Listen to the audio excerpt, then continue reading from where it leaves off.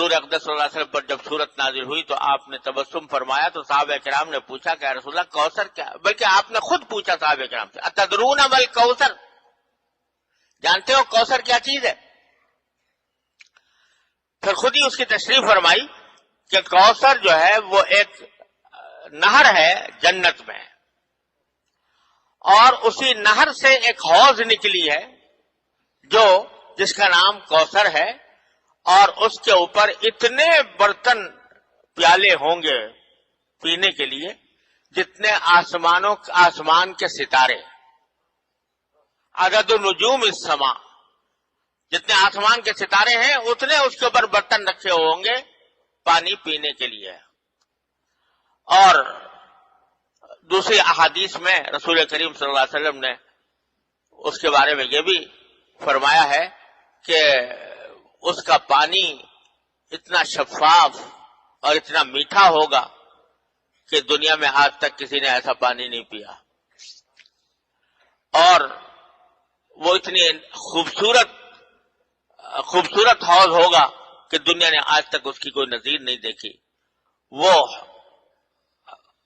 اس سے مسلمانوں کو رسول کریم سرور عالم صلی اللہ علیہ وسلم پانی پلائیں گے، نہر کوثر، حوض کوثر۔ یہاں یہ سمجھ لیں کہ نہر تو ہے جنت میں، نہر کوثر، اور یہ حوض کوثر جو ہے یہ میدان حشر میں ہوگی۔ جب لوگ زندہ کیے جائیں گے اور سب کو میدان حشر میں جمع کیا جائے گا تو آپ سب لوگ جانتے ہوں گے کہ اس وقت افراتفری کا عالم ہوگا، نفسی نفسی کا عالم ہوگا، گرمی شدید ہوگی، بے انتہا لوگ گرمی کی وجہ سے پریشان ہوں گے، پسینے میں شرابور ہو رہے ہوں گے۔ اس حالت میں یہ حوض میدان حشر کے اندر نبی کریم سرور عالم صلی اللہ علیہ وسلم کو عطا فرمائی جائے گی، اور یہ حوض ایسی ہوگی کہ اس کے اوپر جنت سے 2 پرنالے گر رہے ہوں گے۔ جنت کی جو نہر کوثر ہے اس سے 2 پرنالے گر رہے ہوں گے جو اس حوض کو بھر رہے ہوں گے، اور نبی کریم سرور عالم صلی اللہ علیہ وسلم اس میں لوگوں کو، اپنی امت کے لوگوں کو وہاں سے پانی پلا رہے ہوں گے۔ فرمایا کہ انا اعطیناک الکوثر، یقین جانو ہم نے تو تمہیں کوثر عطا کی ہے۔ کیا مانا کہ کہنے والے بدبخت یہ کہہ رہے ہیں کہ آپ کے بعد آپ کا نام لینے والا کوئی نہیں رہے گا اور آپ کی نسل نہیں چلے گی۔ ارے آپ کی نسل تو اس طرح چلے گی اور آپ کے نام لیوا اس طرح دنیا میں زندہ رہیں گے کہ جب حوض کوثر پر آپ کھڑے ہوں گے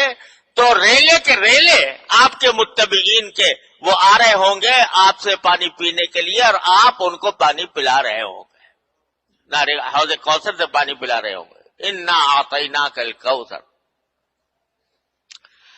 اسی حدیث میں رسول کریم صلی اللہ علیہ وسلم یہ بھی ارشاد فرمایا کہ میری امت کے جو لوگ ہیں وہ اس سخت گرمی کے عالم میں حوض کوثر پر آئیں گے اور پانی پئیں گے، اور جو شخص ایک مرتبہ پانی پی لے گا تو اس کے بعد اس کو وہ شدید پیاس کی تکلیف کبھی نہیں ہوگی، وہ ایسا پانی ہوگا۔ لیکن فرمایا کہ کچھ لوگ اس پانی کی طرف اور حوض کوثر کی طرف آ رہے ہوں گے تو میں دیکھوں گا کہ فرشتے ان کو پیچھے ہٹا رہے ہیں کہ پیچھے ہٹ جاؤ، یہاں نہیں آؤ، حالانکہ دیکھنے میں وہ میری امت کے لوگ ہوں گے۔ تو میں ان سے فرشتوں سے کہوں گا کہ یہ تو میری امت کے لوگ ہیں،